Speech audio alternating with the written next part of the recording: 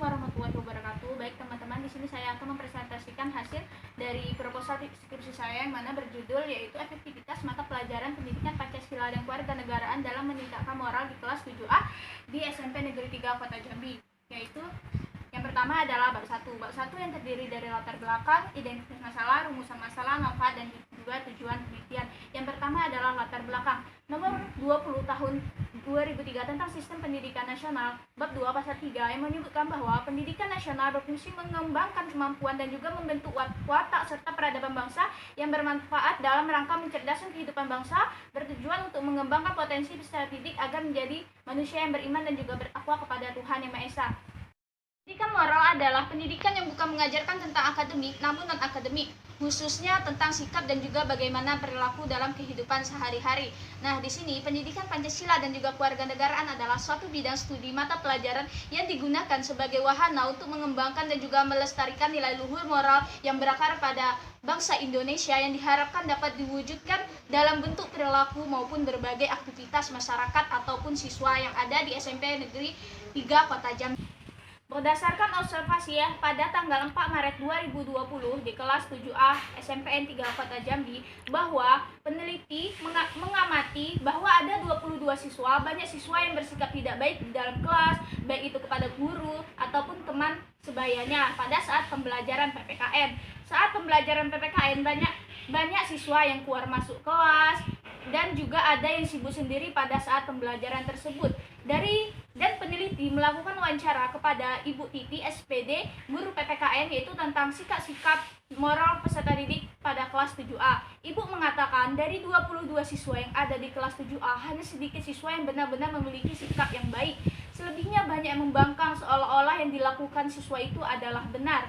Dalam tahun ke tahun tantangan kami yaitu merubah perilaku sikap siswa menjadi lebih baik lagi. Nah, berdasarkan data latar belakang tersebut, maka peneliti tertarik untuk melakukan sebuah penelitian yang mana yang akan berjudul yaitu efektivitas mata pelajaran PPKN dalam meningkatkan moral siswa di kelas 7A di SMP Negeri 3 Kota Jambi.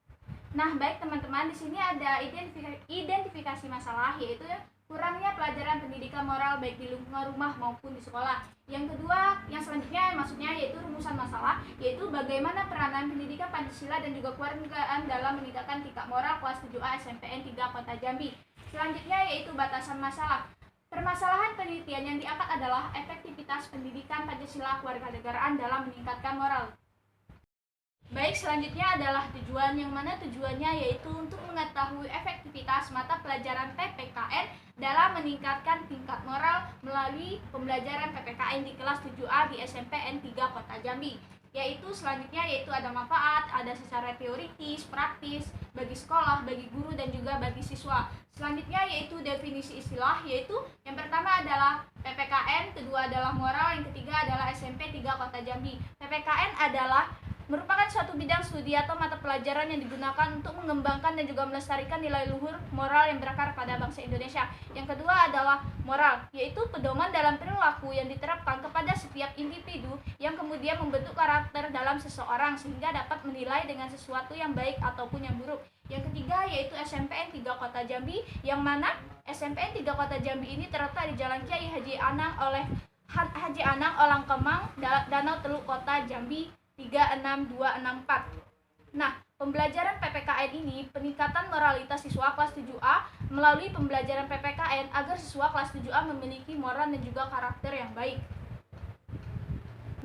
Baiklah, bab 2 landasan teorinya yaitu perilaku moral menurut para ahli dan juga kesimpulan, yaitu perilaku moral. Yaitu Helen dan Richard dalam Syarkawi 2008 merumuskan kata moral adalah suatu kepekaan dalam pikiran manusia, perasaan, dan juga tindakan dibandingkan dengan tindakan lain yang tidak hanya berupa kepekaan terhadap prinsip dan juga aturan. Sedangkan yang kedua yaitu menurut Rosmini 2010, perilaku moral adalah perilaku seseorang dalam berhubungan dengan orang lain yang mengacu pada seperangkat pengetahuan, peraturan, kebiasaan, dan juga prinsip-prinsip tertentu. Nah, jadi berdasarkan pendapat ahli di atas dapat disimpulkan bahwa perilaku moral adalah sebagai perilaku yang sesuai dengan aturan-aturan nilai-nilai di mana individu tinggal sehingga perilaku mempunyai karakter dan juga moral yang baik.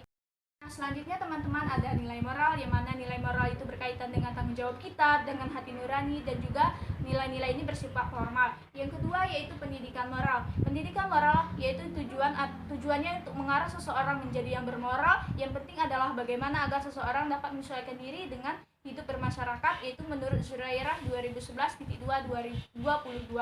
Nah, selanjutnya yaitu teori perkembangan moral menurut para ahli.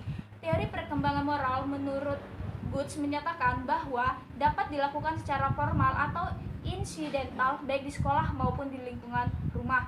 Tetapi Durkheim menekankan agar pendidikan moral dipindahkan dari lingkungan rumah ke sekolah karena sekolah mempunyai tugas khusus dalam hal moral. Nah, di sini teori perkembangan moral menurut para ahli ada 3, yaitu menurut Jean Piaget, Lawrence Colbert, dan juga Erik H.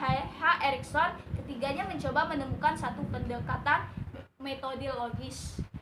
Selanjutnya yaitu pendidikan Pancasila dan juga kewarganegaraan. Menurut Dr. Sofiatun Azmi, MPD, dikutip Suryanto mengatakan PPKN terdiri dari 2 kata, yaitu pendidikan dan juga kewarganegaraan. Pendidikan adalah usaha sadar dan juga terencana untuk mewujudkan suatu proses pembelajaran agar peserta didik secara aktif mengembangkan potensi dirinya untuk memiliki kekuatan spiritual keagamaan. Nah, pembelajaran pendidikan Pancasila dan kewarganegaraan ini cenderung berorientasi pada pemahaman tentang civic knowledge yang sebatas mengajarkan konsep-konsep ilmuwan PPKN yang sifatnya adalah hafalan. Kecenderungan tersebut perlu diubah karena substansi dan juga pendidikan kewarganegaraan tidak hanya civic knowledge, akan tetapi civic skill, civic disposition yang harus dimiliki oleh siswa. Nah, di sini teman-teman, penelitian yang relevan saya mengambil ada 3, yaitu yang pertama oleh Lailatul Fazra yang berjudul Penerapan Pendidikan Karakter pada Kurikulum 2013 untuk meningkatkan moral dan juga perilaku siswa pada mata pelajaran PPKN di SMPN 2 Helvetia. Yang kedua yaitu Yuliana Samsul yang berjudul Peranan PPKN dalam Pembentukan Moral Peserta Didik. Yang ketiga yaitu Ria Wahyuni Ningsih Yuliana yang berjudul Implementasi PPKN terhadap mata pelajaran PPKN kelas rendah di SD Sutran Arsopdadi Bantul. Teman-teman, selanjutnya adalah kerangka berpikir. Di sini saya membuat kerangka berpikir dari pemerosotan moral di kalangan siswa melalui pembelajaran moral melalui PPKN, yaitu dapat siswa mampu memiliki moral yang baik. Baiklah, selanjutnya yaitu ada bab 3. Di sini metode penelitian, yaitu pertama ada dasar penelitian, lokasi, subjek, sumber data, metode, validitas, dan juga teknik pengumpulan data. Yang pertama adalah dasar penelitian, yaitu dasar penelitian yang digunakan adalah penelitian kualitatif yang memiliki karakteristik alam sebagai sumber data langsung, deskriptif. Proses lebih dipentingkan dari analisis. Dalam penelitian kualitatif ini cenderung dilakukan secara analisa dan juga induktif, yaitu menurut Bock dan juga Taylor 1975.25. Yang kedua yaitu lokasi penelitian dilakukan di SMP Negeri 3 Kota Jambi, lokal 7A yang beralamat Kiai Haji Hasan Anang, Olang Kemang, Danau Teluk, Kota Jambi 36264, Provinsi Jambi. Nah, yang selanjutnya yaitu subjek penelitian.